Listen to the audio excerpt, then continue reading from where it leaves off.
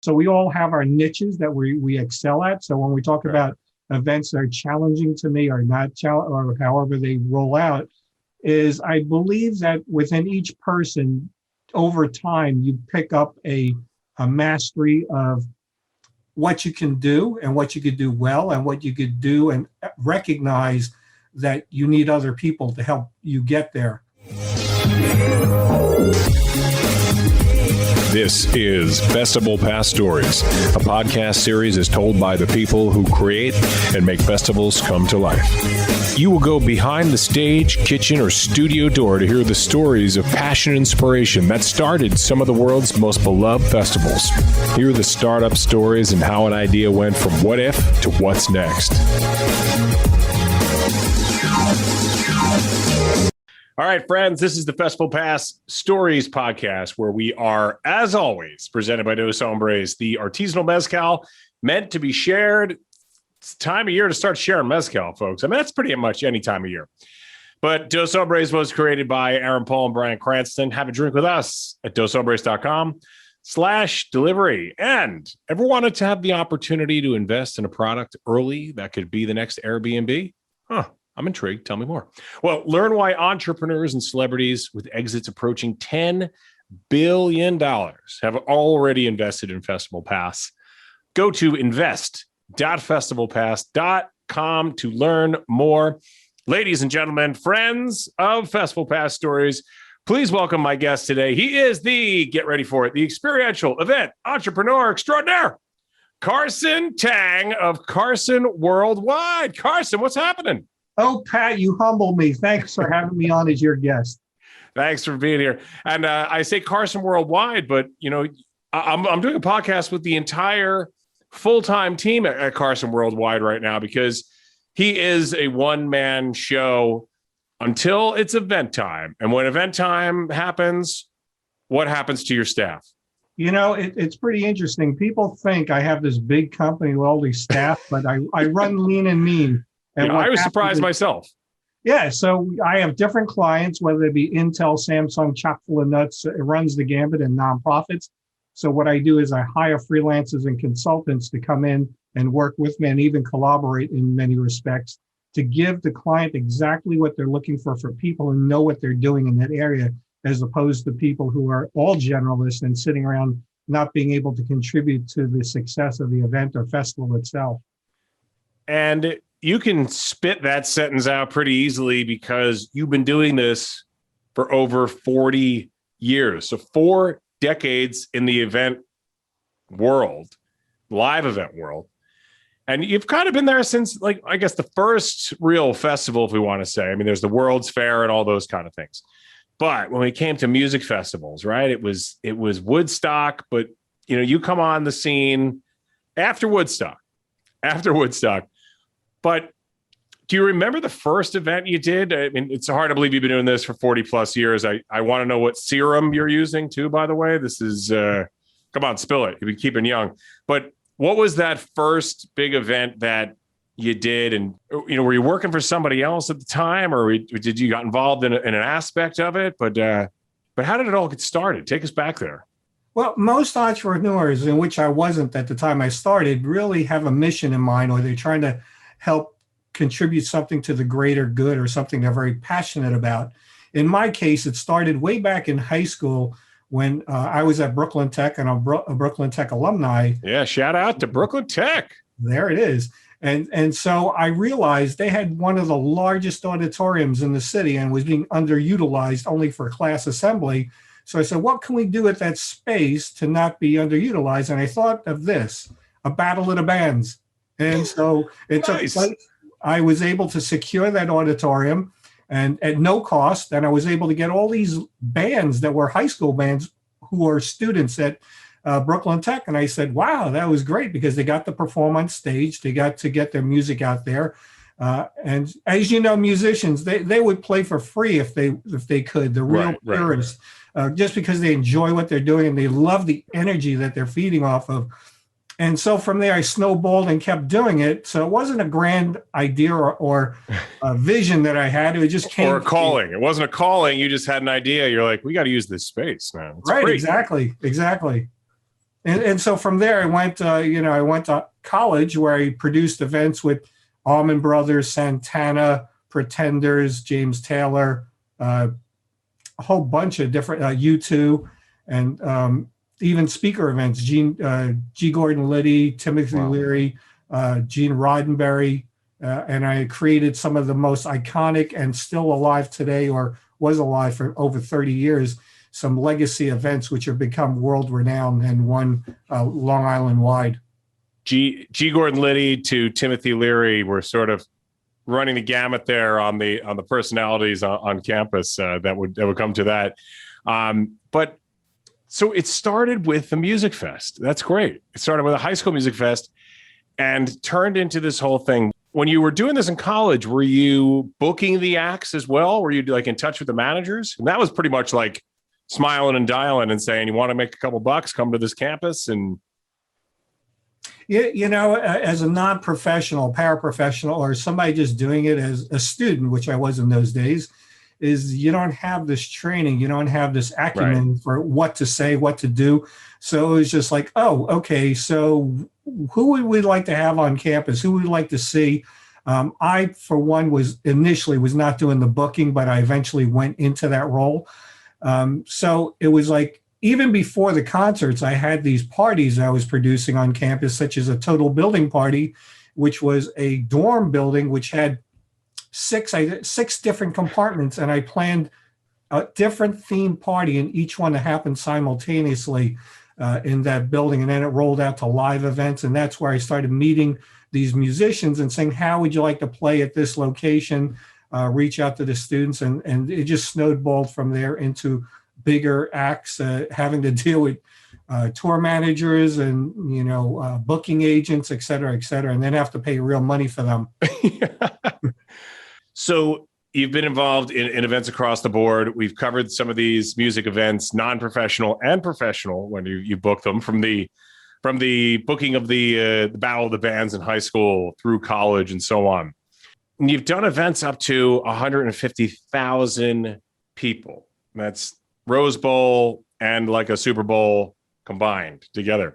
But, is one type of event harder to plan than the other? Or is it once you got people and food and drink in a room or in an area, there's XYZ that we need, and here's the playbook for every event? Is there an actual manual that you've created or something over the years that you should be selling for millions of dollars?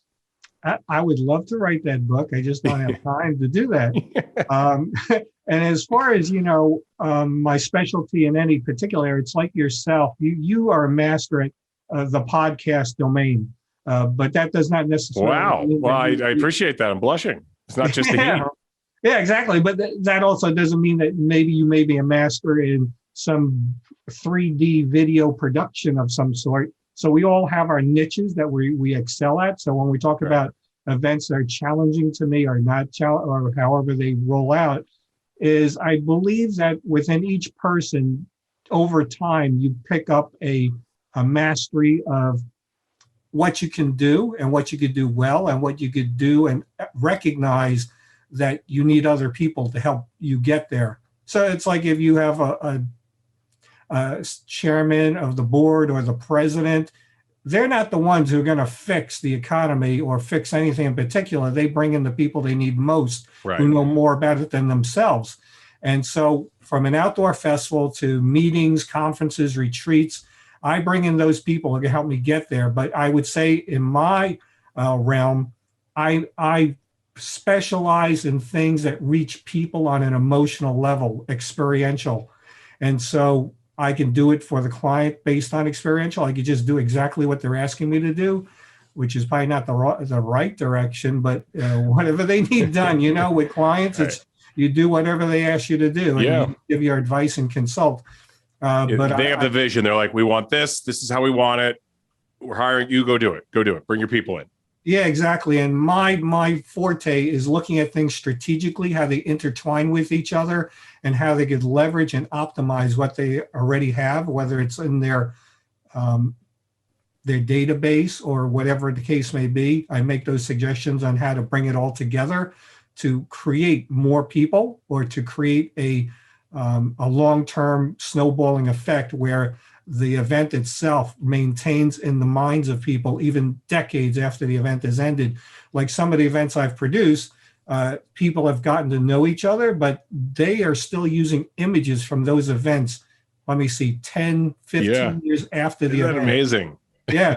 So that's what I do. And whether it's outdoors, indoors, or a hybrid of both, but certainly I do things where people think it's impossible, because one of the things that happens is a lot of people call me with this really short timeline to get them almost impossible done. Right now, I'm working on three was supposed to be simultaneous events landing on the same weekend down out of state, down south. And they need three of them done. And they gave me 3 to 4 months to do it for first time at festivals. And I was like, I don't know if I'm going to be able to do that, but try. And now they're in the midst of this launching next month, the first of the three. And I've convinced them to go 1, 1, and 1. So one event every 2 weeks instead of 3 altogether on one weekend. Yeah, space it out a little for everybody's sanity, at least. But you don't want to overpromise and underdeliver, and you don't want to set yourself up for failure either. And friends, we're getting a really deep insight in here into the clients, because there's a lot of times the clients say, "Yeah, it is what we want. We also want it yesterday." And you're like, "Look, there's only so many like sets of these mobile floodlights that are out there in the country." So, I can't, there's certain equipment that you need to reserve 6 months ahead of time and so on. Like I see some lights behind you in your sign. Those look like a little bit more permanent. I heard there was a story where somebody wanted you to do something like the same event in like 300 markets across the world. And can that happen in a couple of weeks? Is there a story behind this? That was Nissan Corporation. It wasn't 300, it was 400. Oh, excuse me. Here I am under promising or under delivering. So that was when I was working for an employer, and that was my client. And so I handled everything from that start to end. And basically they wanted to promote, I think it was a Nissan Sentra, and they wanted to put it into 400 sites across the country. And I was like thinking bandwidth. What am I going to do to reach out to those venues? Because not only are you dealing with the client now, you're dealing with all these venues that you have to get approvals on and what you need done with it, which is the logistics and the operations part of it, which I'm very much involved with. Yeah. Are these dealerships across the country, or are these actual just different locations? Okay, so here's an insider tip to your guest who want to deal with auto. They have 3 levels of budgeting. So when they say to me, well, we don't have it in the budget, this is how I got around it. There's the corporate office, there's the regional office, writing this down, and there's the dealership. All 3 of them have budgets. And so I said, well, if you don't have it in one, can't you tap it and co-op it with one of the other departments? And that's how, we got the money rolling to make it happen. It wasn't like I wanted more money. It was because they couldn't find enough money to create the vision, to bring it to reality that they wanted to. And I wanted to help them out as much as possible. And that number, by the way, 400 in reality, when they looked at what they have to go through to get 400 sites and the amount of money they have to pay to all these venues and getting dealerships on board and getting them ready to go, I will say they gave me 3 weeks to do that. So they were not able to pull that trigger to get 400 sites, but they wound up taking 125 with my help, getting them into those locations and working out all the logistics and operations for those sites. Unbelievable. 3 weeks. I mean, imagine if you forgot to answer your phone one of those days. So I was talking about a playbook, where it may not be a playbook, but it's more like a Rolodex, which I know I'm dating myself by using the term Rolodex. It's all in here now, all the numbers. But you've got like an activation team at your fingertips when it's like, guys, it's go time. We just got called by the client. Here it is. Here's the job. And you jump on a Zoom or something like this. And you've got your people, right? You've got that team that you can roll out with, especially when it comes to something like this, where there's going to be 100 moving parts and you've got limited hours to do that.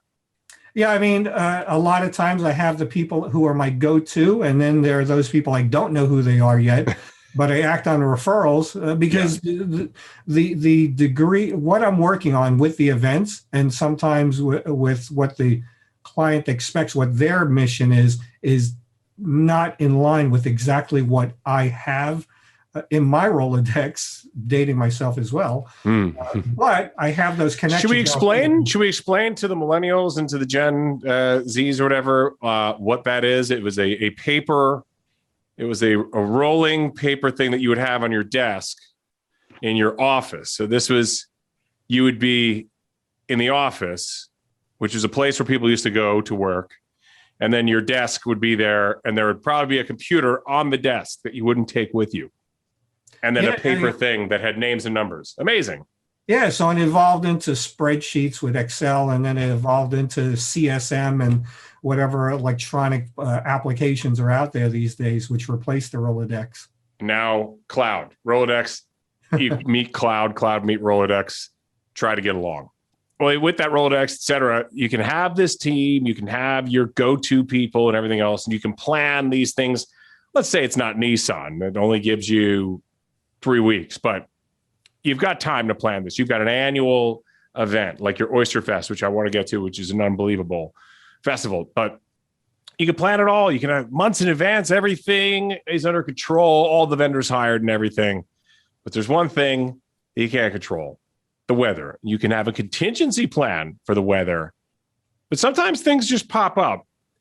And I hear you know a little something about this with an event at Howard University where suddenly things changed, even though you knew what the forecast was going to be. Yeah, we had an event with 5 large tents out there. One of those tents was occupied by CBS, which was the Young and Restless soap opera. So we had all kinds of technical equipment out there, electronic equipment, TV sets, monitors. These days, they're LEDs and whatnot, but this is, again, dating myself here. But we were doing an event there, and it was I believe it was a 2 or 3 day event outdoors in these tents. And lo and behold, a microclimate or a burst of weather showed up unexpectedly, and those were tornadoes.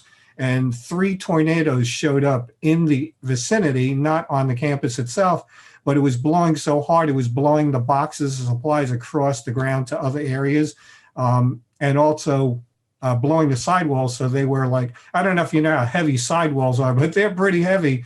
They were totally horizontal to the ground. And I was running, and this was the day before cell phones. So I had to run in and out to communicate with the headquarters in New York while I was in DC, what was going on. And there was a big fountain between me and the union where the telephone was. And so I said, I'm drenched and soaking wet. I'm not running around this fountain again to make a phone call. So I dove in the fountain and swam across the fountain to get to the phone. So, and you didn't have to worry about your cell phone being in your pocket at that time because the technology wasn't there yet. We didn't have, or at least cell phones weren't everywhere. So what year was this?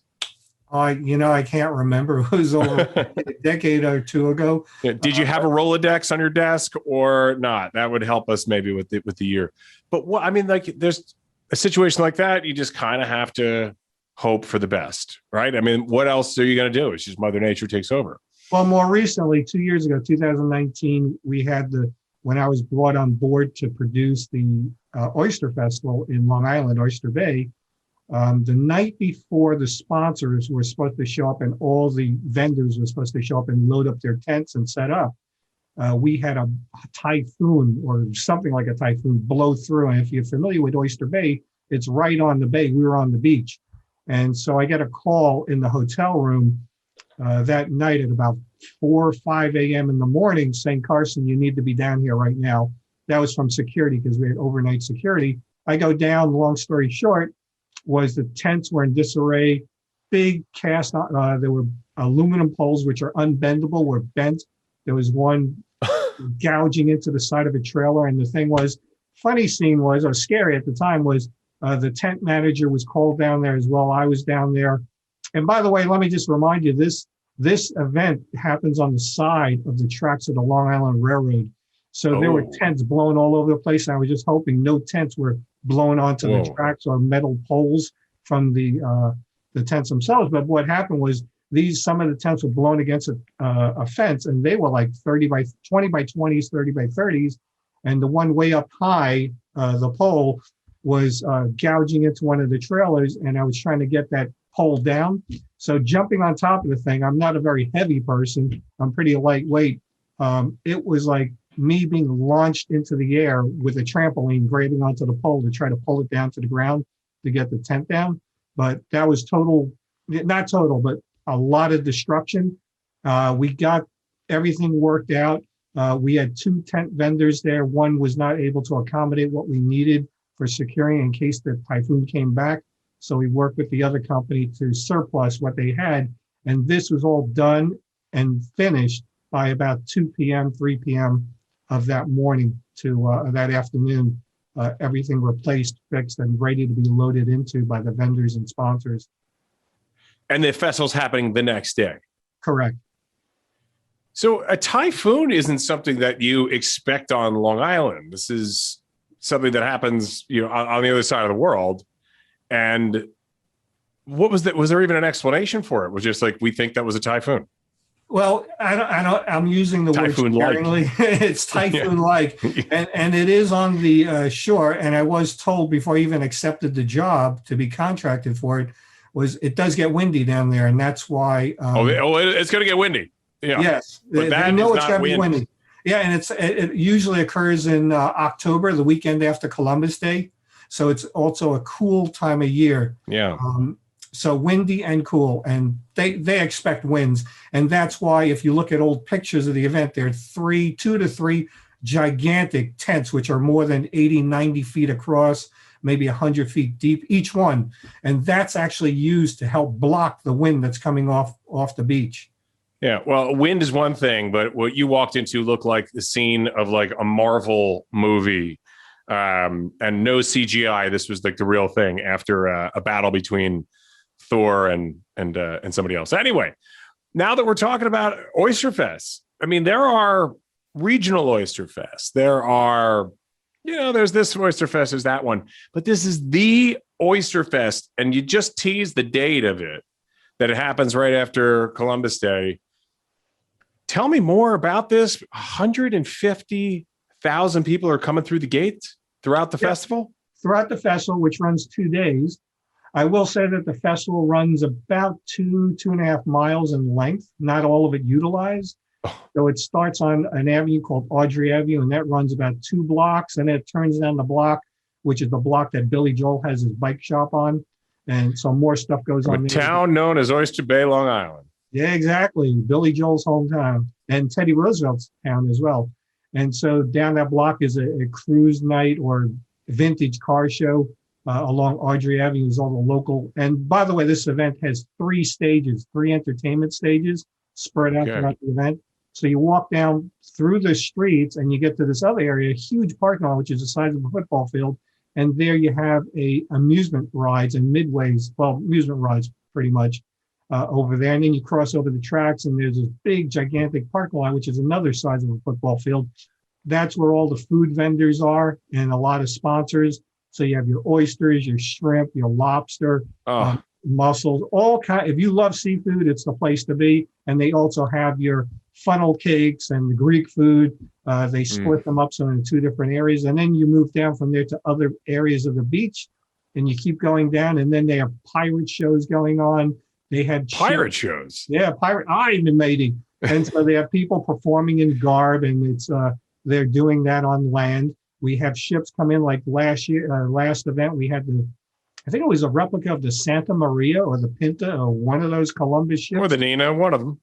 Which I'm actually politically incorrect using the term Columbus nowadays, I think. I was going to say, I think we're calling it Indigenous People Day going forward. Yeah, exactly. And so there's a big main stage in that area where the food court is.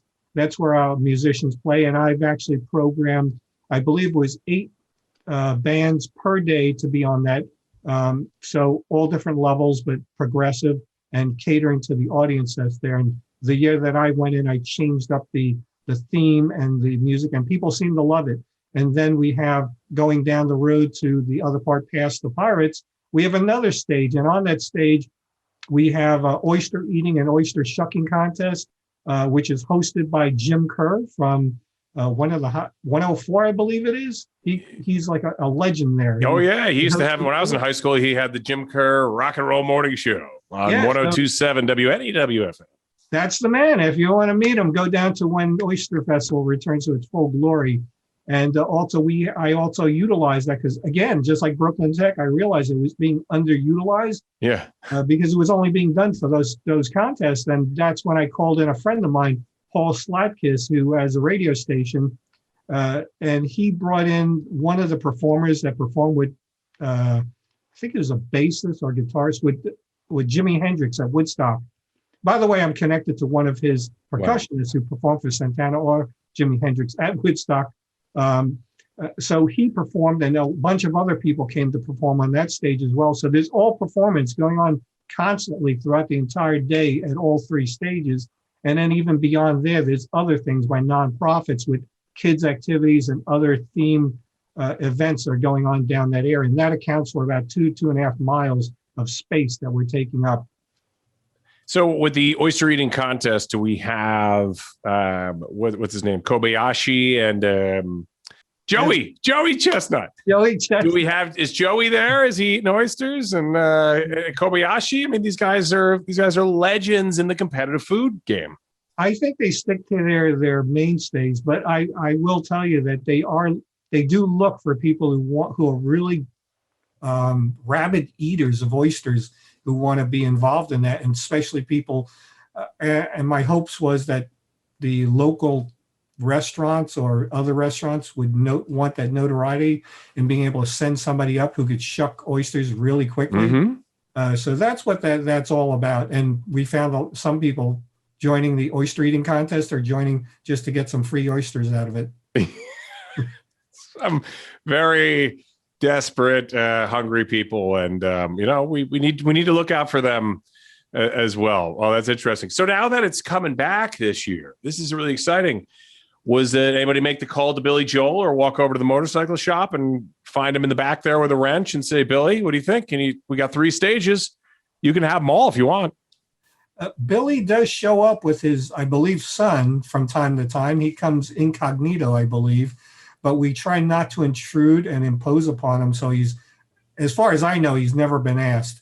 Yeah, it's his hometown. Let him be himself, Bon Jovi nobody bothers him. I'm kidding. Every time people see that guy, they go crazy. But I can see Billy Joel just like kind of blending into the crowd. He's just like a middle-aged dude.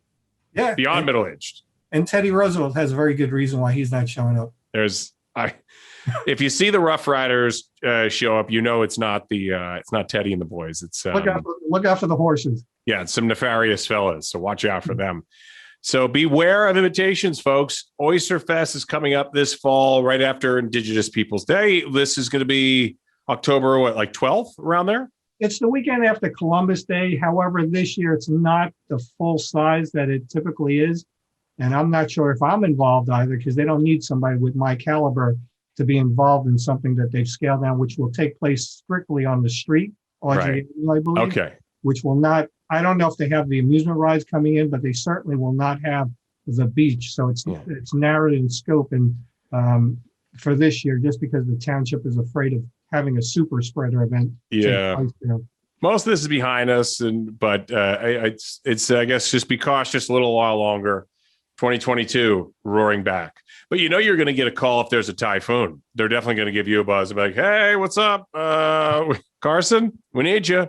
There are actually people calling me now who got my number somehow or email, who are knocking on the door, who are sponsors with a lot of money. And they're saying, we want to be part of the Oyster Fest. Send us the forms. They didn't even need a pitch deck or anything. They didn't need to know what the price was. They just wanted to be in. That is the clout that the Oyster Fest carries when it's running in its full glory. Amazing. So switching gears, you're the founder of Power Mastery.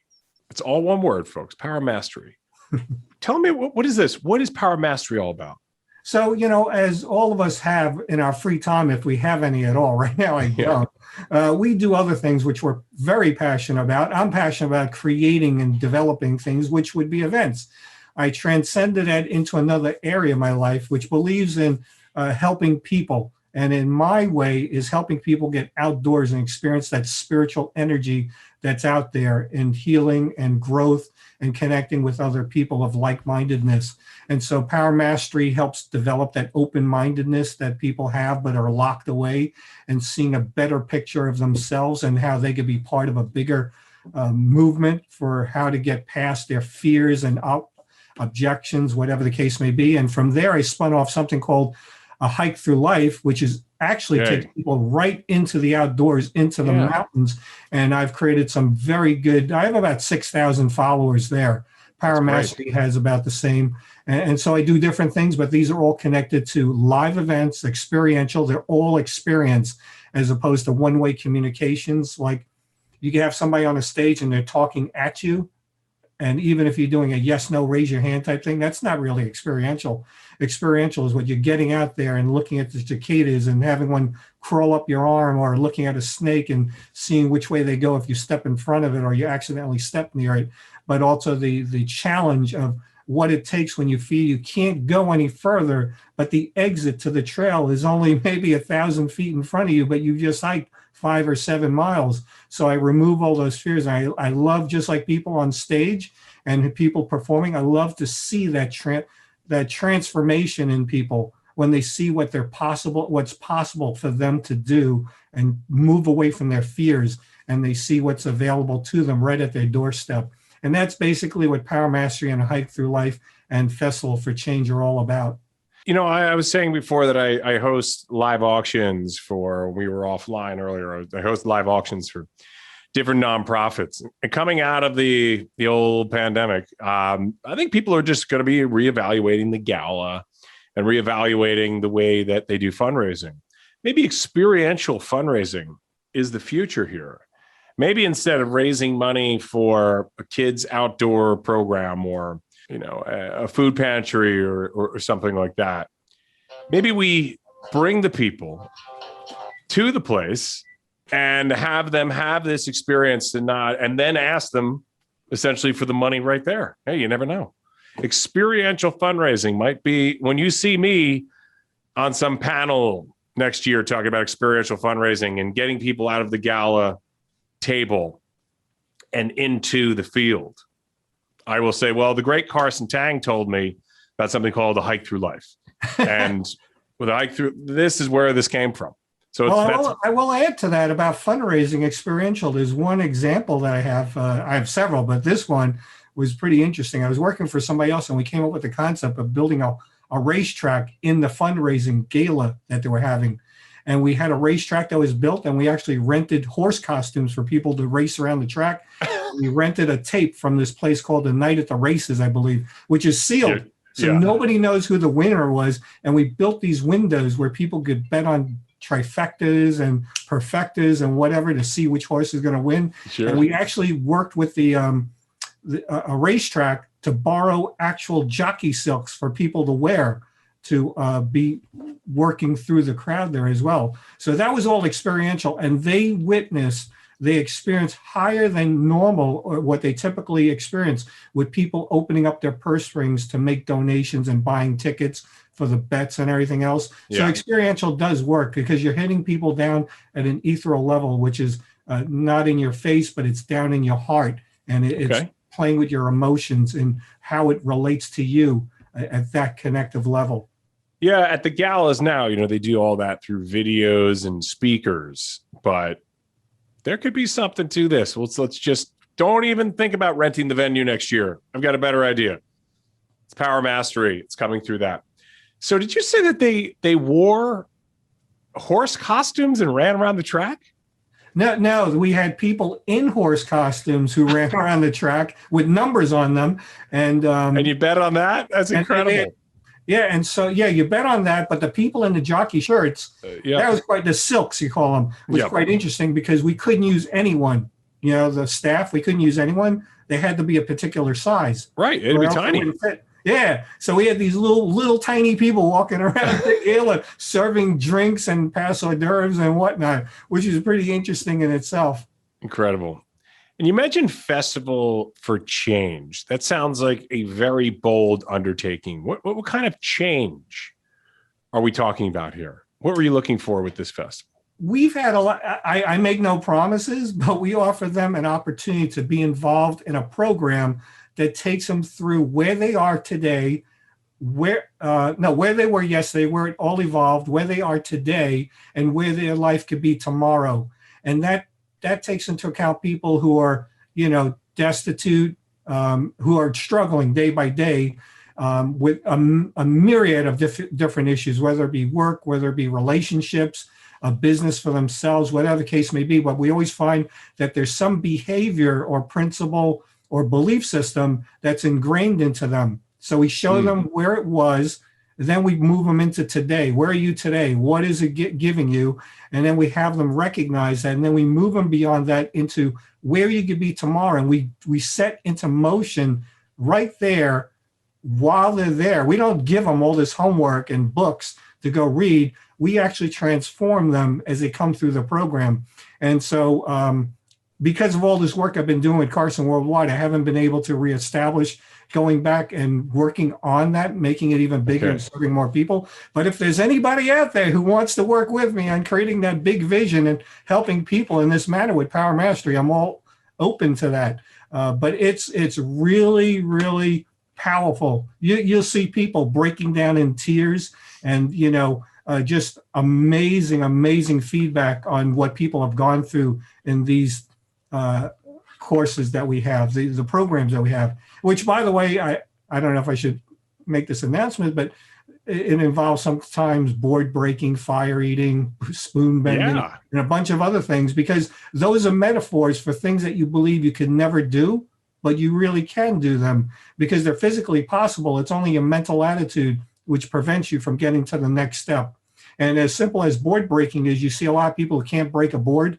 And basically, I watch it, and what happens is they stop the thrust of their fist or hand or leg, whatever they're using, before they even reach the board. So they slow themselves down like a train moving at 60, 70 miles an hour, slowing down before they even get to their stop, and then they have to restart, and it never gets them anywhere. And so how does, and then I can see the metaphors for life in there, but how does it get to, because you see that immovable object and you've got this force coming out at it. But what do you think it is in someone's mind when they come through this program to this point? How do they break through that board? Because that is, boom, right there. It's like breaking through to the other side of these fears in your life. But this is very real fear. This is physical pain of breaking your hand. Yeah. So when they see other people do it, that's one of the things that add credibility to you're not going to get hurt. And if they see a bunch of people do it, but some of the things they do, it's like sometimes you just need to prime the well and it just gets going from there. So sometimes it takes some of the staff or the crew to start doing it. But often these people at that point, that breakthrough doesn't happen until the second day or that evening, because these programs run from, I think, 8 or 9 o'clock, and they don't end until 10 p.m. that night of each of the days except for Sunday. So they're loaded with a whole bunch of content. They're loaded with a lot of experiences. And if it doesn't work, it's like a bat utility belt. If one of those little things doesn't work, there's another piece of my utility belt which will. And so it may not be the board breaking, it may be the spoon bending, it may be walking on glass, it may be a number of different things. And so when they see it happen, but when they see it happen themselves to them, that what they're capable of doing, that is the point of inspiration and transformation that takes place, is that once they do it, they know they're unstoppable.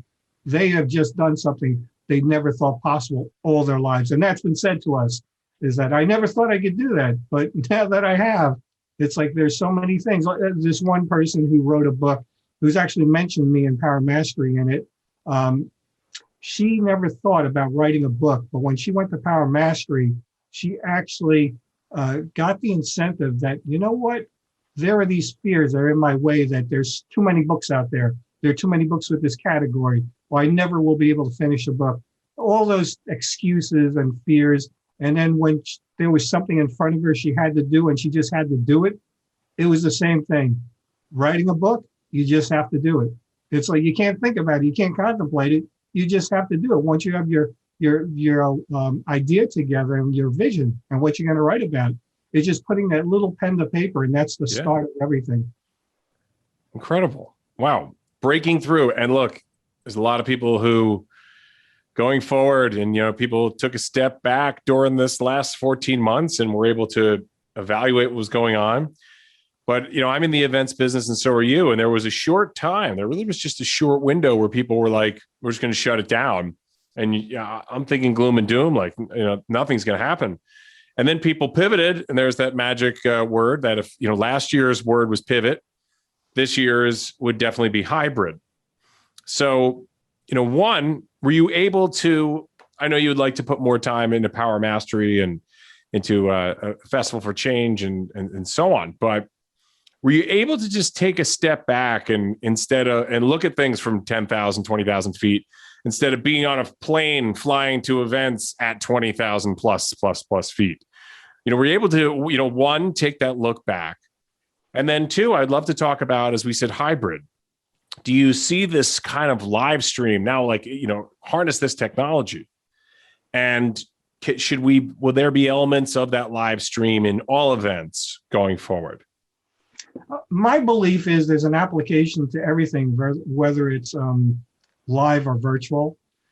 My focus and concentration is on live because that's how you interact with the people the best. Yeah. It's not to say that streaming doesn't work. There's always a place for it in some way, especially if you want to reach mass audiences, big numbers. But if you want to see an immediate transformation, if you want to have an impact of immediacy, especially if you want to sell something on the spot, it's more powerful if you have the person right in front of you. So whether it's signing up for something or having your lives change or whatever the case may be, it's quite different than reading a book, listening to an audio tape, or just being on a Zoom meeting. But it does make everything more convenient, such as planning. I will tell you that, looking back at this, if you look at 2020 into right now, you probably cannot count. And by the way, people in Hawaii, people in the national parks like Yellowstone, they're renting U-Haul trucks to get around, not even sedans. They're renting U-Hauls and trucks. You know why? Because there's a shortage of them. But also, that is a reason to think about, because if we think about what's going on because of COVID and we're thinking virtual versus live, more people have been wanting to get outdoors because they've been cooped up all this time. Right. And that shows the power of real and live.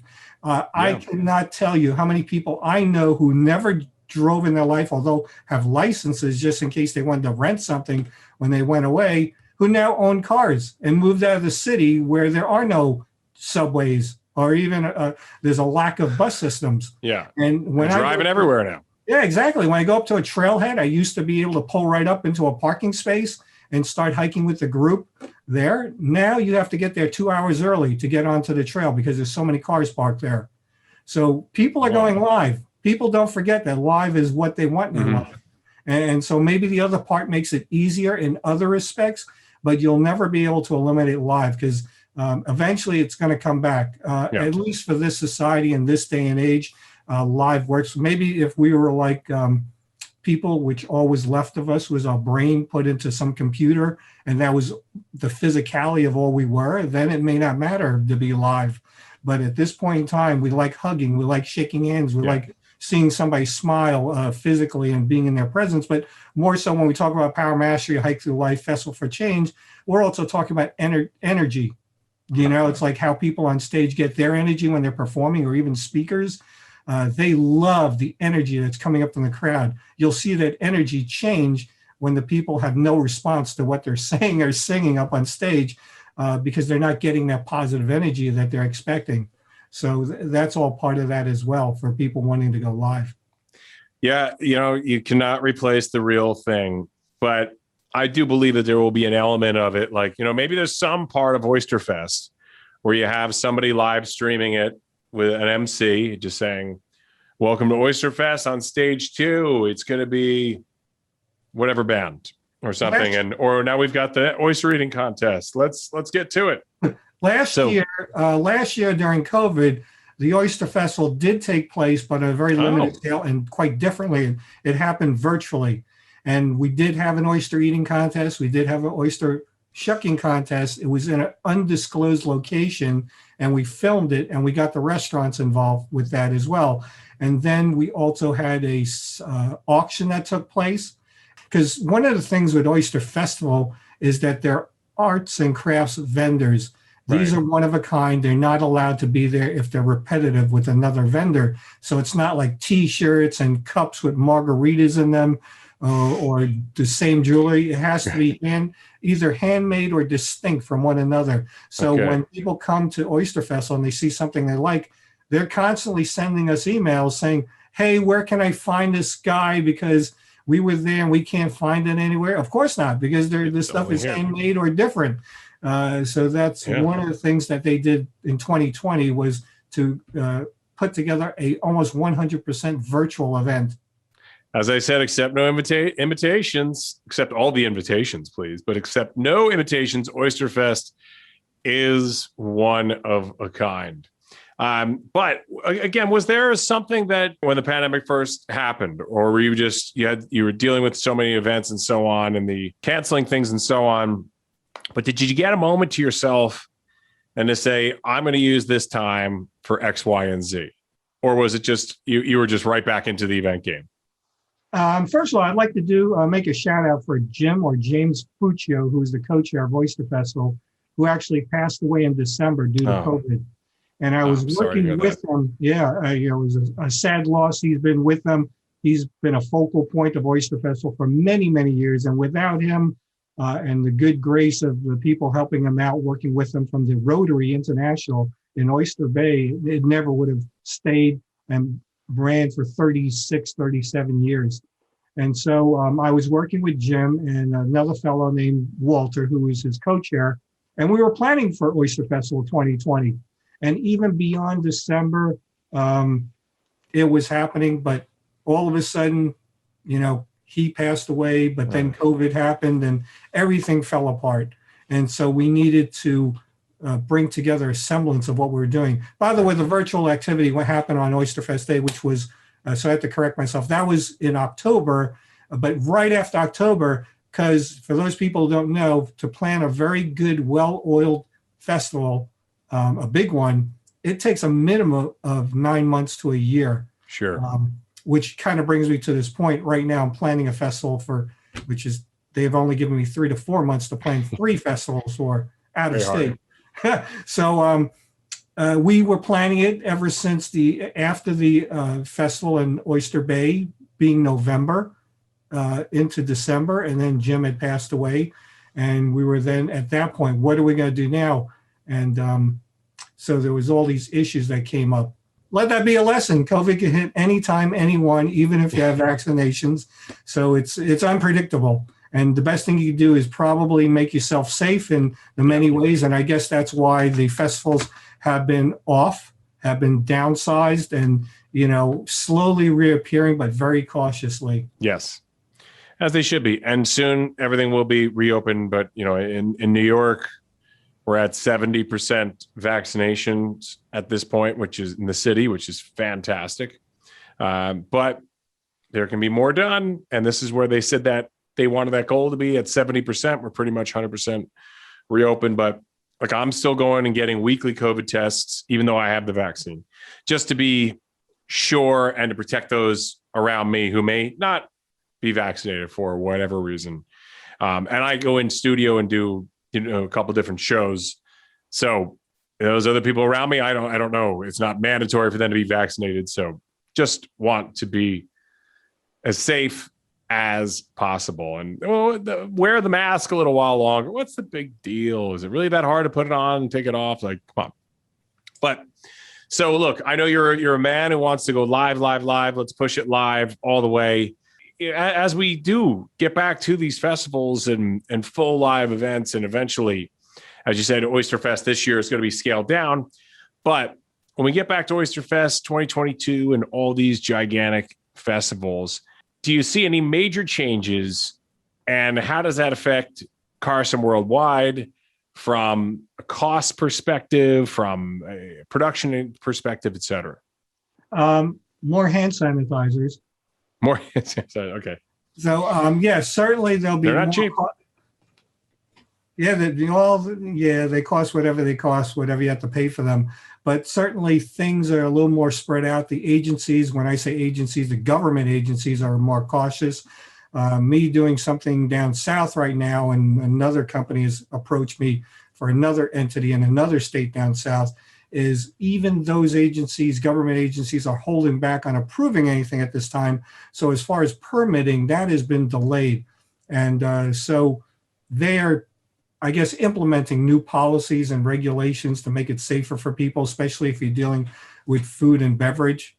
So they're leaning more towards food trucks as opposed to TFEs, which are temporary food establishments, which are food out of tents, such as you see right here behind me on this side. Yeah. And so, yeah, there will be changes, but not a whole lot, because remember, these festivals and these events have been around for decades, and they've always worked. It's just because this COVID thing has happened, and now that they learned their lesson, that we have to be proactive in heading off where it may be, is just be prepared that it may happen again. But now that they know, and we have better leadership as far as making sure that things are paid for, budgeted, and scientists are there to head this off, that hopefully we'll never see this again, as long as we have those procedures in place to make sure that we can mitigate or reduce the risk of anything like this ever happening again, where the world gets shut down and so many people have lost their lives and livelihoods. It's too much to think about, but the future, I do believe is bright, and we're excited for that. And I know that as well, your daughter is in the production game, but now she's in TV production, and she's had a great career so far. And I'm sure somewhere along the line, you're like, you had to take some credit for that. Did she ever come and work at live events with you and learn the production side of things from that aspect? My daughter, Elisa, was brought into the retreats that I produced, which were transformational retreats for Power Mastery, and has helped out and has been on a few hike through life experiences. And I also help organize and run some softball leagues. I don't anymore because I don't have enough time, but that's where she got introduced to people, working with people or interacting with people. And then she saw what I did, and then I got her involved with some of the production work voluntarily. And so from there, I never told her what to do or what she should do. She went her own way, but maybe she picked up some nuggets of what she was interested in, which was bringing those things together. So, meeting with people, because she gets to travel all over the country, meeting different people and interviewing them for GMA. She works with the GMA, but she works on the digital side as a producer. And basically, she's came up through the ranks through MTV, CNN with Anderson Cooper, even Fox, and Today Show, right? Yeah, I saw it. Amazing. So she was on there. She was working with them as well. And that was the TV side. And now she's also worked for Time Inc. And now she's at the GMA and Disney. And the thing she loves most about that, which I love too, is Disney. Yeah. Talk about a festival, Disney indeed, which is, reopening it as well. Well, look, thank you for being so candid and sharing stories about your family and all the things that you can predict or not predict with the festival. And speaking of nuggets, we got some great nuggets from you today. All right, Carson, so how can we find out more about you, more about a Festival for Change, and all of the things that you are working on? So CarsonWorldwide.com is my festival and event production company. So anybody want to produce it anywhere in the world or country, that's where they can find me, CarsonWorldwide.com. Anything on the experiential side with activities outdoors, whether it's hiking or transformational retreats and whatnot, is PowerMastery.com. And best email is info@CarsonWorldwide.com for all those different entities I oversee and founded. Folks, he is Carson Tang, and we look forward to shucking with you in the future. And we will see you at Oyster Fest, hopefully next year, when it's at the full range of Oyster Fest motion. And we will see all of you next time on Festival Pass Stories. Carson, thanks so much for joining us. Thank you very much. Glad to be on here. Carson Worldwide. There you go. Carson Worldwide. Check it out. This is Festival Past Stories, a podcast series is told by the people who create and make festivals come to life. You will go behind the stage, kitchen, or studio door to hear the stories of passion and inspiration that started some of the world's most beloved festivals. Hear the startup stories and how an idea went from what if to what's next.